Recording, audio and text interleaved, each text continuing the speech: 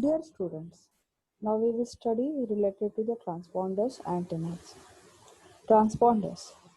Signals known as the carriers transmitted by the earth station are received at a satellite by either a zone beam or a spot beam antenna. Zone beams can receive from the transmitters anywhere within the coverage zone, whereas the spot beams have limited coverage. The received signal is often taken to two low noise amplifiers and recombined at their output to provide a redundancy. If either amplifier fails, the other one can still carry all the traffic. Since all carriers from one antenna must pass through a low noise amplifier, a failure at that point is a catastrophic. Redundancy is provided where the failure of one component will cause the loss of significant part of the satellite's communication capacity. Figure shows a simplified block diagram of satellite communication subsystem for the 6 by 4 GHz band. The 500 MHz bandwidth is divided up into the channels, often 36 MHz wide, which are each handled by the separate transponder. A transponder consists of a bandpass filter to select a particular channel's band of frequencies and a down converter to change the frequency from 6 GHz at the input to 4 GHz at output, and an output amplifier. The communication system has many transponders, some of which may be spares. Typically, 12 to 44 active transponders are carried by the high-capacity satellite. The transponders are supplied with signals from one or more receive antennas and send their output to a switch matrix that directs each transponder band of frequencies to the appropriate antenna or antenna beam. In a large satellite, there may be a 4 or 5 beams to which any transponder can be connected.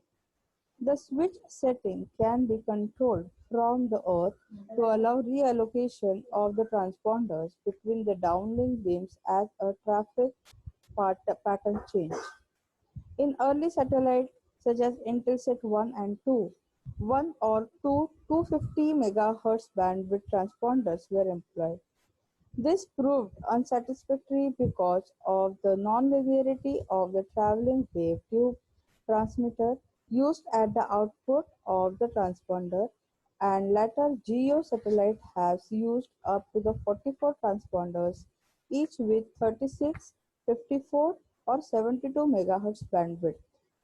The reason for using a narrower bandwidth transponder is to avoid an excessive intermodulation problem when the transmitting several carriers simultaneously with a nonlinear transmitter. Intermodulation distortion is likely to occur whenever a high power amplifier is driven close to saturation.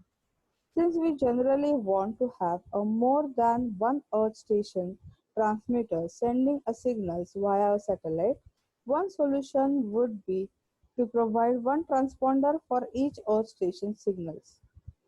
In the case of an Intelsat global system, this would result in a requirement for as many as 100 transponders per satellite.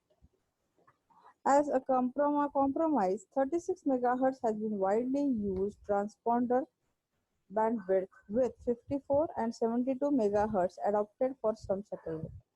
Many domestic satellites operating in a 6 by 4 GHz band carry a 24 active transponders. The center frequencies of the transponders are spaced 40 MHz apart to allow guard band for a 36 MHz filter skirts. With a total of 500 MHz available, a single polarization satellite can be accommodated 12 transponders across the band. When the frequency reuse by the orthogonal polarization is adopted, 24 transponders can be accommodated in the same 500 MHz bandwidth. Traditional linear transponder type satellites now have a six-fold reuse Intel 6, 6 and 9 or even seven-fold reuse Intel 6, 8 at C-band. The reuse is achieved through microwave switch interconnection between the subbeams. Internet, like satellite, needs a plethora of beam interconnections, more than 50 in most of the cases. The only way to achieve this level of beam path interconnection is via on-board processing. Now this figure shows a simplified diagram of communication system carried out by Intelsat 5 satellite. The latter series of Intelsat satellites use similar arrangement. The bulk of traffic is carried by 6 by 4 GHz section with a total bandwidth of 2000 MHz available by the frequency reuse.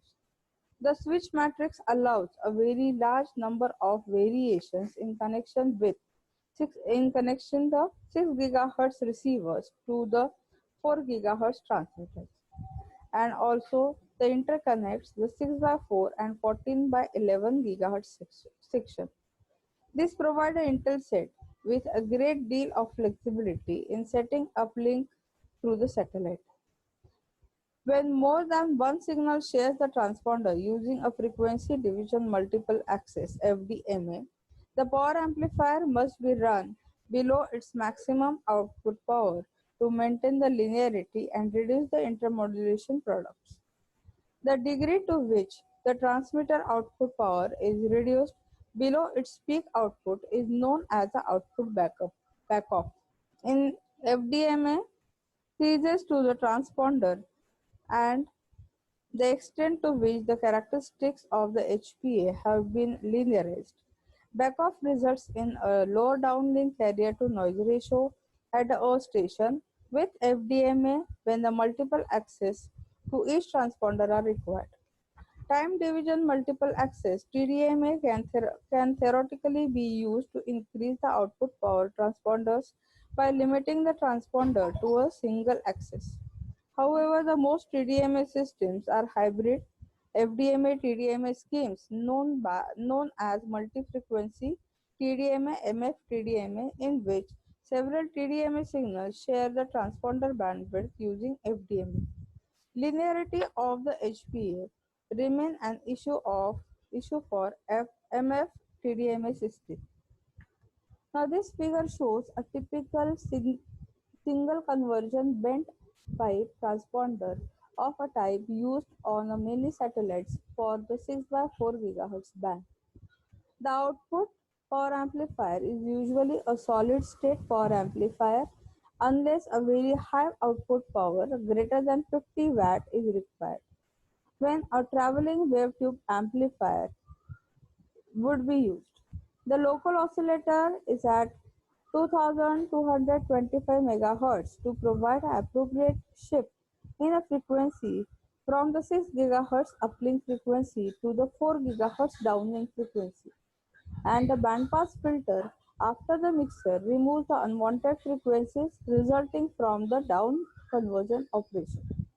The attenuator can be controlled via the uplink command system to set the gain of the transponder. Redundancy is provided for the high power amplifier (HPA) in each transponder by including the spare TWT or a solid state amplifier that can be switched into the circuit if the primary power amplifier fails. The lifetime of HPAs is limited, and they represent the least reliable component in most transponders.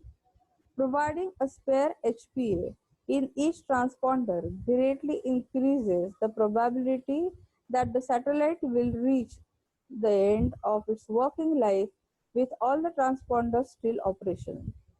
Transponders can also be rearranged so that there are spare transponders available in the event of a total failure.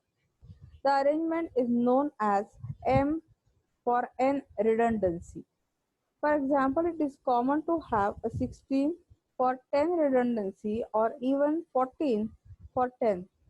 that is, a 16 or 14 output amplifiers are connected in a ring such that any of the 10 signals can pass through them. The 6 or 4 amplifiers are acting as a backup amplifiers while 10 are online. Most HPs have a bandwidth much greater than the allocated frequency band, and so it matters little which signals are passing through them. At Ku band, ring redundancy is still used, but it is much more like two or more, that is, one pair for every active unit. Transponders for use in a 14 by 11 GHz bands normally employ a double frequency conversion scheme, as shown in the figure. It is easier to make a filters, amplifiers, and equalizers at the intermediate frequency IF such that 1100 MHz than at 14 or 11 GHz. So, the incoming 14 GHz carrier is translated to the IF of around 1 GHz, and the amplification and filtering are performed at 1 GHz, and a relatively high level carrier is translated back to 11 GHz for amplification by the HPA. Stringent requirements are placed onto the filters used in a transponder, since they must provide a good rejection of unwanted frequencies such as the intermodulation products, and also have a very low amplitude and phase ripple in their passbands. Frequently, a filter will be followed by an equalizer that smoothens out the amplitude and the phase variation in the passband. Phase variations across the passband produces a group delay distortion, which is practically troublesome with a wideband FM signals and high-speed phase shift keyed data transmission. A considerable increase in the communication capacity of a satellite can be achieved by combining onboard processing with a switched beam technology.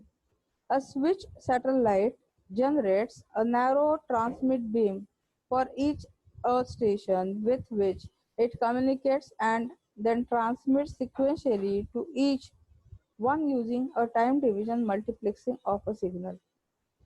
The narrow beam has to cover only one earth station, allowing the satellite transmitting antenna to have a very high gain compared to the zone coverage antenna.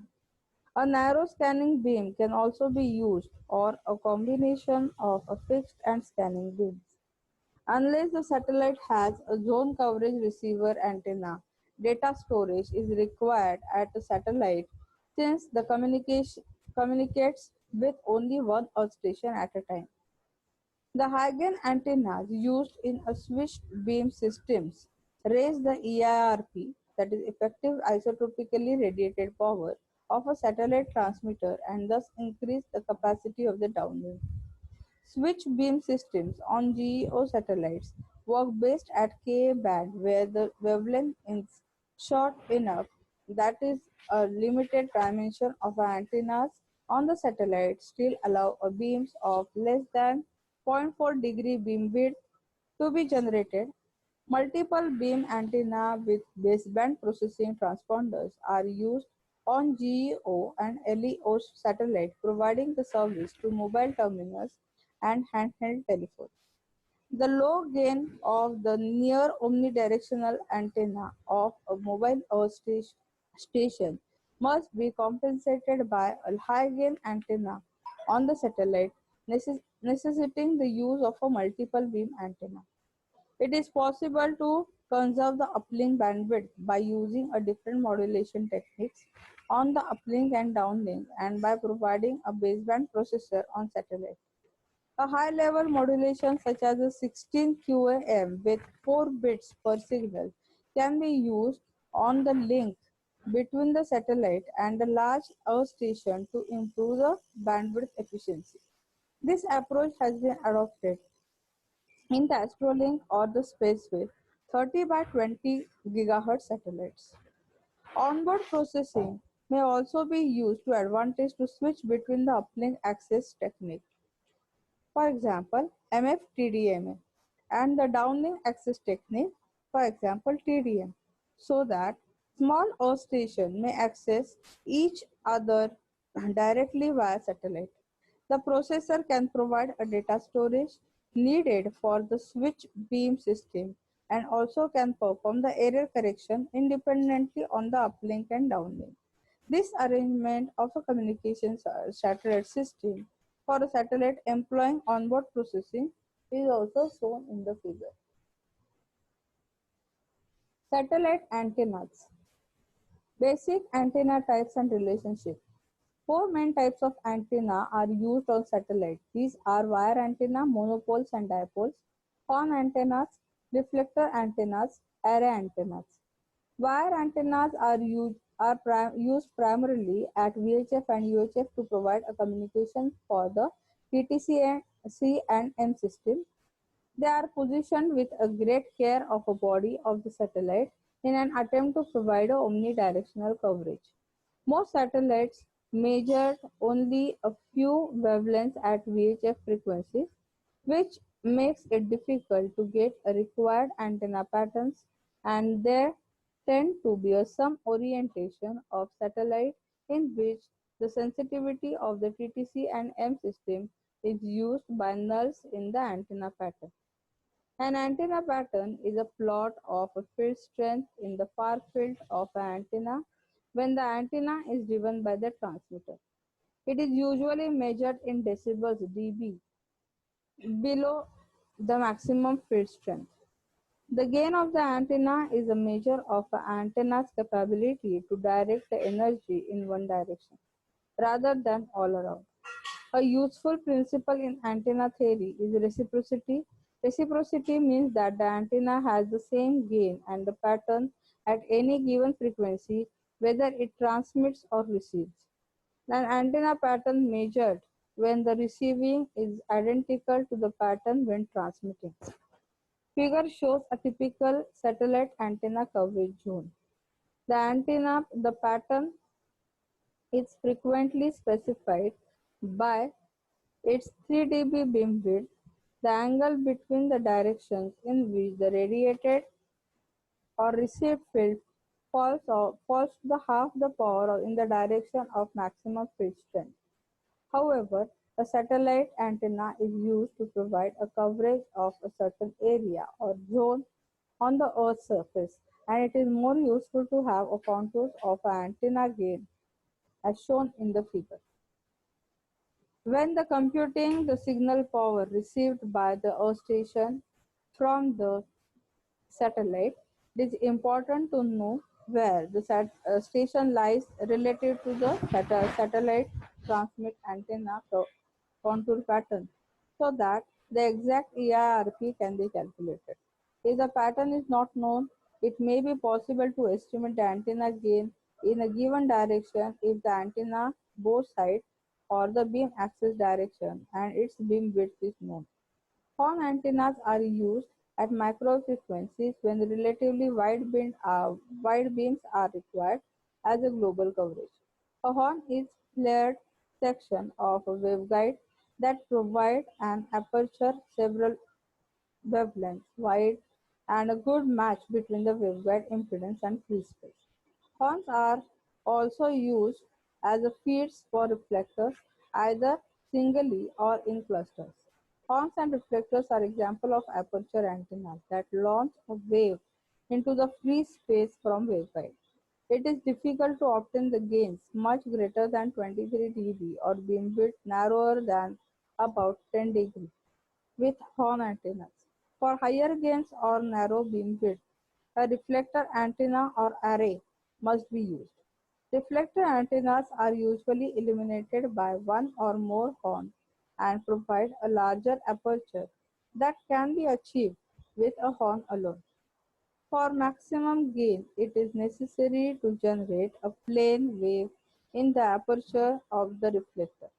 This is achieved by choosing the reflector profile that has a equal path length from the feed to the aperture, so that all the energy radiated by the feed are reflected by the reflector reaches the aperture with a same phase angle and creates a uniform phase front.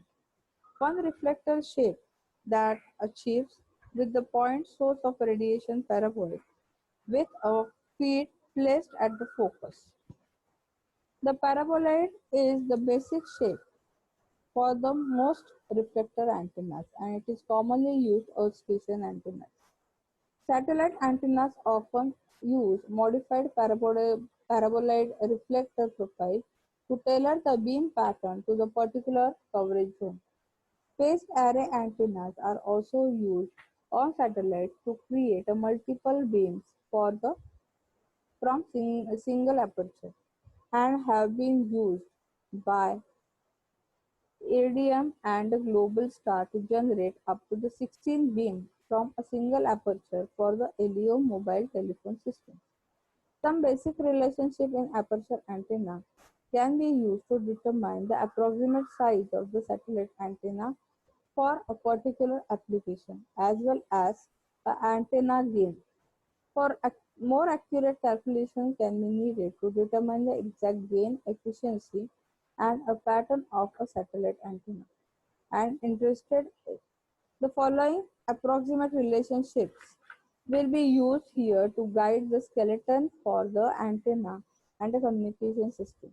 An aperture antenna has a gain of G that is given by G is equal to efficiency into 4 pi by A divided by lambda square, where A is the area of antenna aperture in meter, lambda is the operating wavelength in meter, and efficiency is A is the aperture efficiency of antenna. The aperture efficiency is not easily determined, but it is typically in the range of 55 to 68% for the reflector antenna with a single feed, lower for the antennas with shaped beam. Horn antennas tend to have high efficiencies than the reflector antennas, typically in the range of 65 to 80%. Aperture is circular, then the equation can be written as G is equal to efficiency multiplied by pi d lambda bracket square, where d is the diameter of the circular aperture in meter. The beam width of an antenna is related to the aperture dimension in a plane in which the pattern is measured. A useful rule of thumb is the 3 dB beam width is the given plane for an antenna with dimension d in that plane is theta 3 dB is approximately equal to 75 lambda divided by d degrees, where theta 3 dB is the beam width between the half power points of the antenna pattern and d is the aperture dimension in the same units as the wavelength lambda. The beam width of a horn antenna may depart from this above said equations. So for example, a small rectangular horn will produce a narrower beam that is suggested by the equation in the E plane and a wider beam width in H plane. So both the equations contain the antenna dimension parameter, the gain and the beam width of aperture antenna are related. For antennas with the efficiency 60%, the gain is approximately G is equal to 33,000 divided by theta 3 dB bracket square, where theta 3 dB in degrees and G is not in decibel. If the beam has a different beam width in orthogonal plane, theta 3 dB should be replaced to produce a two 3 dB beam widths. Values of a constant in the equation may vary between the different sources with a range of 28,000 to 35,000. The value of 33,000 is typical for the reflector antenna used in the satellite communication system. Satellite antennas. In practice, the antennas of a communication satellite are often in the limiting element in the complete system. In the ideal satellite, there would be one antenna beam for each earth station, completely isolated from the other beams. For a transmit and receive, however, if two earth stations are 300 km apart on the Earth's surface and the satellite is a geostationary orbit, their angular separation at a satellite is 0.5 degree. For theta 3 dB to be a 0.5 degree, d by lambda must be 150, which requires an aperture diameter of 11.3 meter at 4 gigahertz.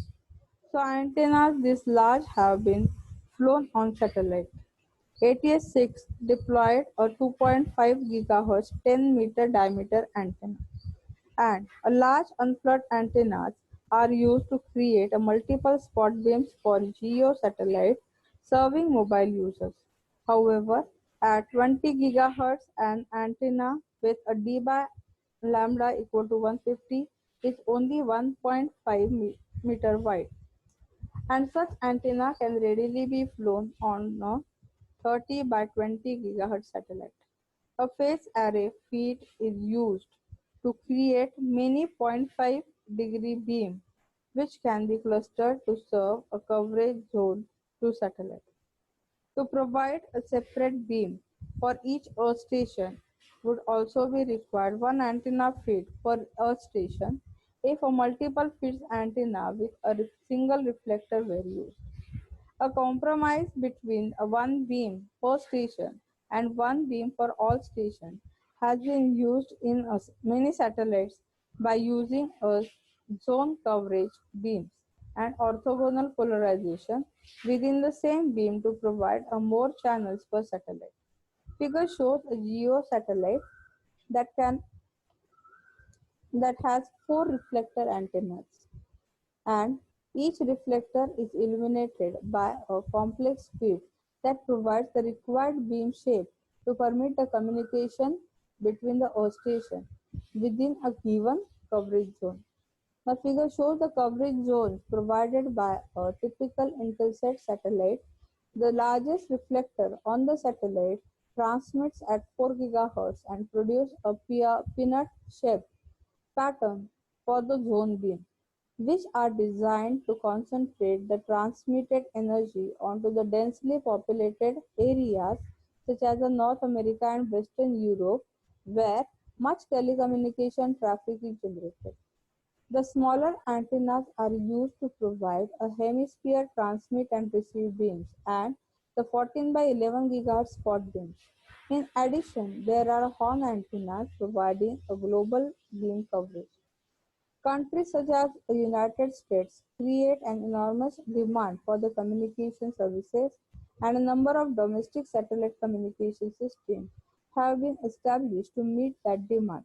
In 2000, the geostationary orbit and the domestic satellites spaced every 2 degree operating at 6 by 4 GHz and 14 by 11 GHz from a longitude 60° west and 140° west.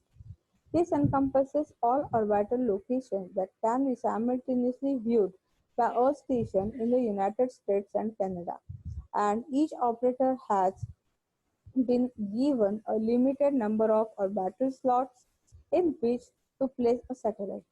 As a result, there is a great deal of pressure on the operating companies to obtain the maximum number of channels per satellite in order to give operator the greater possible revenue earning capacity.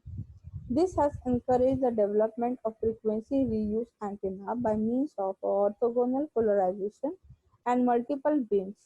The combinations of 6 by 4 and the 14 by 11 GHz communication system on one satellite and the use of a multi-level digital modulation and a TDMA to increase the capacity.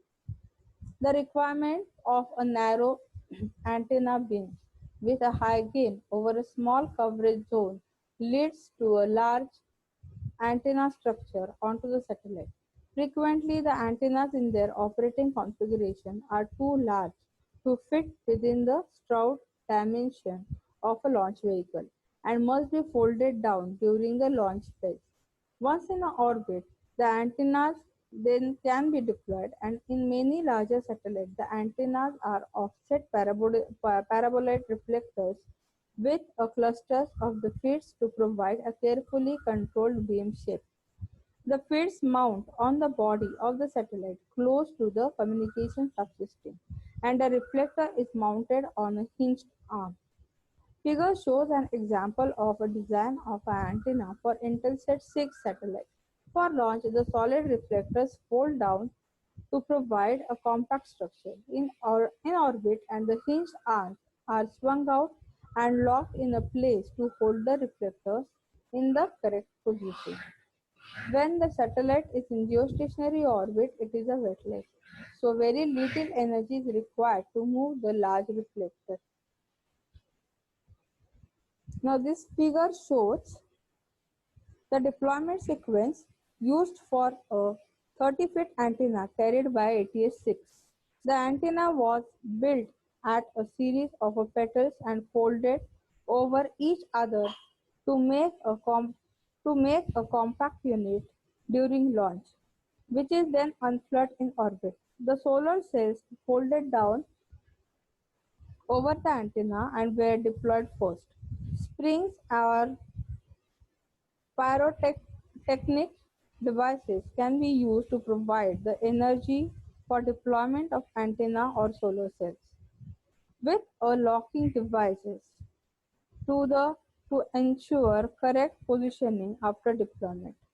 Similar unfurled antennas are used on GEO satellite to provide a satellite telephone service at L-band using multiple narrow beams.